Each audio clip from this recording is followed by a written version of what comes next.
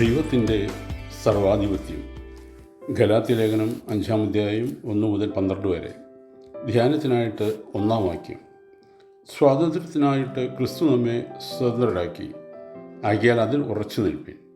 അടിമമുഖത്തിൽ പിന്നെയും കുടുങ്ങിപ്പോകരുത്. അമേരിക്കയിൽ അടിമകളെ ലേലം ചെയ്ത് വിൽക്കുന്ന കാലത്താണ് ഈ സംഭവം നടന്നത്.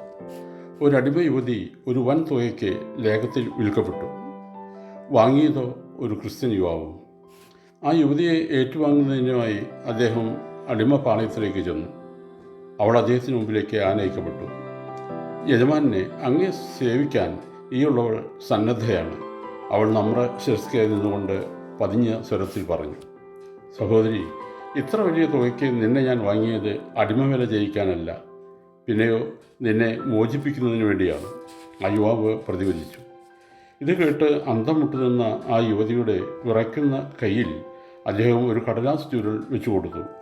അവളെ മോചിപ്പിച്ചിരിക്കുന്നു എന്ന് ഉറപ്പു നൽകിക്കൊണ്ടുള്ള തീറ ആധാരമായിരുന്നു അത്. മഹാബലസ്കനായ ആ യുവാവിൻ്റെ മുഖത്തേക്കും ആ കടലാസിലേക്കും അവൾ നിറഞ്ഞ കണ്ണുകളോടെ മാറി മാറി നോക്കി. എന്ത്, ഞാൻ സ്വതന്ത്രയാണെന്നോ? ഞാൻ എൻ്റെ തന്നെയായി തീർന്നെന്നോ? അവൾ അനുമോദം ചെയ്തു. അവൾക്കത് വിശ്വസിക്കാൻ കഴിയുന്നില്ല. അതേ സഹോദരി, നിന്നെ സ്വതന്ത്രയാക്കാൻ വേണ്ടി തന്നെയാണ് ഞാൻ നിന്നെ വില കൊടുത്ത് വാങ്ങിയത്. സംശയിക്കേണ്ട, അദ്ദേഹം ദൃഢസ്വരത്തിൽ പറഞ്ഞു. ഒരു നിമിഷം അവൾ കുനിഞ്ഞു നിന്ന്, യജമാനനെ, മനുഷ്യസ്നേഹിയായ അങ്ങയുടെ ആജ്ഞാനുവർത്തിയായി അങ്ങയോടുകൂടി ജീവിക്കുന്നതിനേക്കാൾ വലിയ സ്വാതന്ത്ര്യമോ സന്തോഷമോ എനിക്ക് വേണ്ട. അങ്ങയോടുകൂടി ജീവിക്കാൻ ഈ ഉള്ളവളെ അനുവദിച്ചാലും. അവൾ ആനന്ദാശ്രുക്കൾ പൊഴിക്കുന്ന കണ്ണുകളോടെ അദ്ദേഹത്തിന് കാലിൽ കെട്ടിപ്പിടിച്ചുകൊണ്ട് പറഞ്ഞു. സ്നേഹവും സ്വാതന്ത്ര്യവും വാഗ്ദാനം ചെയ്യുന്ന ഒരു യജമാനൻ്റെ അടിമയായി തീരുന്നതിലാണ് അവൾ യഥാർത്ഥ സ്വാതന്ത്ര്യം കണ്ടെത്തിയത്. മനുഷ്യർ പലതരമായ യജമാനന്മാരുടെ അടിമയായി ഇന്നും വിൽക്കപ്പെടുന്നുണ്ട്. ധനവും കീർത്തിയും സമ്പാദിക്കുന്നതിന് വേണ്ടിയുള്ള വ്യഗ്രതയാകുന്ന യജമാനനെ വിൽക്കപ്പെടുന്നവർക്ക് പലതരം പാരതന്ത്ര്യങ്ങൾ നേരിടേണ്ടി വരുന്നു. വിവിധ ജീവിത പ്രശ്നങ്ങളെ അഭിമുഖീകരിക്കാനുള്ള മനക്കരുത്തില്ലാത്തവർ മദ്യത്തിൻ്റെയും മയക്കുമരുന്നുകളുടെയും അടിമത്തത്തിലേക്ക് സ്വയം വിൽക്കപ്പെടുന്നുണ്ട്. സോഷ്യലിസം വന്നാൽ സമ്പദ്സുന്ദരമായ ഭാവി ഉണ്ടാകുമെന്ന് വെച്ച് അതിനുവേണ്ടിയുള്ള യത്നങ്ങളുടെ അടിമയായി പലരും പ്രവർത്തിക്കുന്നു. എന്നാൽ ലോകത്തിലുള്ള യാതൊന്നിൻ്റെയും സർവാധിപത്യം മനുഷ്യനെ സ്വതന്ത്രനാക്കുന്നില്ല എന്നുള്ളതാണ് വാസ്തവം. പിന്നെ മനുഷ്യനെ സ്വതന്ത്രനാക്കുന്ന യജമാനൻ ആരാണ് എന്നല്ലേ?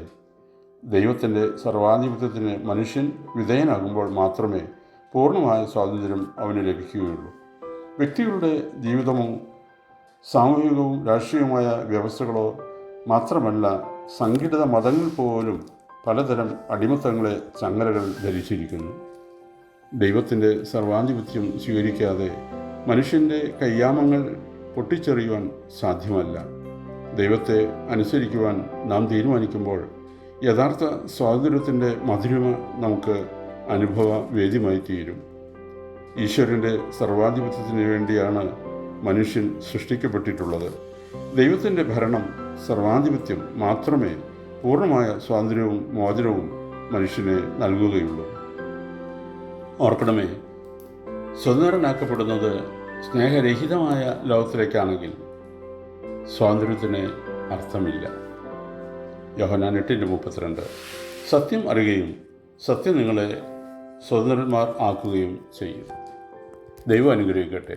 പ്രാർത്ഥനയോടെ കർത്തൃ ശുശ്രൂഷയിൽ എളിയ ദാസൻ.